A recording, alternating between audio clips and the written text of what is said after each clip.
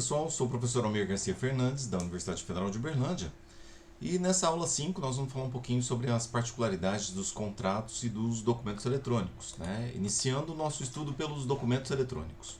Bom, Carnelucci determina que o documento é qualquer coisa que permite conhecer ou representar um fato, independente do suporte em que esse documento se encontra, né? Então, todo tipo de representação no papel, áudio, vídeo, para Carnelucci é considerado documento.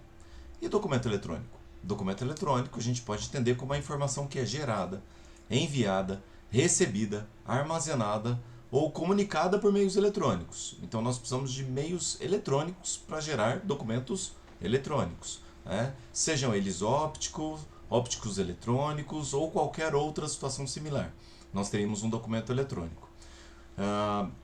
Então, por exemplo, se você tiver num caixa eletrônico, gera um documento eletrônico. No seu aparelho de celular, gera um documento eletrônico também. Tá? Então, documento eletrônico não é somente aquilo que é obtido pelo meio de informática, mas também por qualquer aparelho eletrônico que possa gerar um documento eletrônico. Para que o documento eletrônico seja utilizado como meio idôneo de prova, ele não pode ser perecível, que é o que acontece, por exemplo, às vezes com aqueles documentos de extratos de banco, que são perecíveis. O documento eletrônico ele não pode ser perecível. Então ele é gerado, esse documento eletrônico, seja na internet, em aparelhos, nos servidores, nas nuvens, através do envio de documentos por e-mails, nós temos documentos eletrônicos.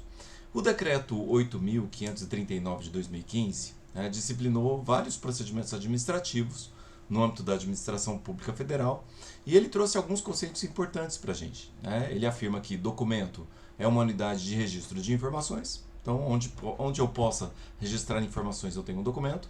Documento digital são as informações que são registradas, codificadas em dígitos binários, que são acessíveis e interpretáveis por meio de um sistema computacional, e esses documentos digitais podem ser documentos nato-digitais, que é aquele documento criado originalmente em meio eletrônico, ou então um documento digitalizado, que é um documento que foi inicialmente obtido por um papel, por exemplo, e depois ele foi transformado num documento digital, ou seja, um documento que não era digital e aí passou a ser digital por um processo de transformação.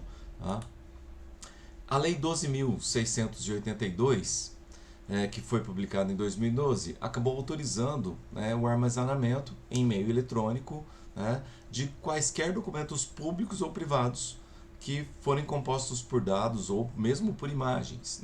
O parágrafo 2º do artigo 2A dessa lei determina que os documentos digitais e a sua reprodução terão o mesmo valor probatório do documento original, inclusive para atender o poder de fiscalização do Estado.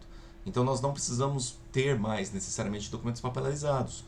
A apresentação pode ser por documentos digitais. Decorridos os respectivos prazos de decadência, como acontece com os documentos físicos, de prescrição, os documentos armazenados em meio eletrônicos podem ser eliminados, da mesma forma que acontece com o documento físico.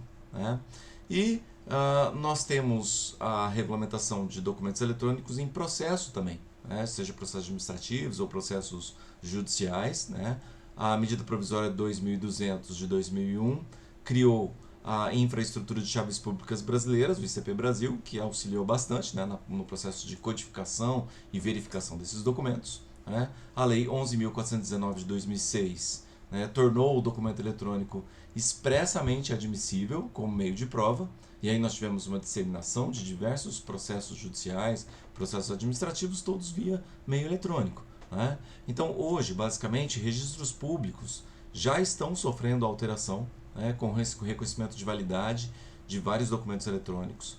A Lei 11.977 de 2009 instituiu os registros eletrônicos, os sistemas de registros eletrônicos, e os artigos 193 a 199 do Código de Processo Civil dão competência aos tribunais para disciplinar e praticar a comunicação através de atos, através de citações, atos procedimentais, tudo isso via meio eletrônico. Então nós já temos uma grande estrutura legislativa apta a dar validade aos documentos eletrônicos e aos processos que daí se originam. Esses documentos eletrônicos, então, como eu já falei para vocês, eles são considerados sempre originais. Nós podemos ter extratos digitais né, e documentos digitalizados com a mesma força probante de documentos físicos, né, sem a comprovação que ele foi adulterado, ele tem a mesma validade, né? Até porque o próprio documento papelarizado também pode ser adulterado, né? Os documentos originais dos documentos digitalizados, né, podem ser preservados pelo seu detentor, e é ideal que ele o faça, né? E somente no caso de processos eletrônicos, só as partes vão ter acesso, né, a esses documentos, né? E claro que em processos públicos é possível também a publicidade desses documentos. Tá? Um problema grave sobre esses documentos emitidos que a gente tem hoje com relação a advogados é eventualmente uma pessoa fraudar, né, um acesso do advogado ao processo, né? Infelizmente isso pode acontecer, né? Principalmente porque os advogados têm um mecanismo de assinatura chamado token, né? E esse mecanismo de assinatura, se o advogado não manter com ele, né, de forma bastante cuidadosa, ele pode acabar tendo problemas seríssimos, né? Porque qualquer um consegue acessar os sistemas, né, com a assinatura. O token é uma forma de criptografar informações do advogado e assinar documentos. Tá? E toda essa verificação é feita, né, por chaves públicas criptografadas, que também são usadas hoje em dia pelos bancos. Né? Os bancos também utilizam muito esse sistema. Tudo bem? Com isso nós encerramos, né, essa aulinha sobre os documentos. Tá? Um grande abraço a vocês.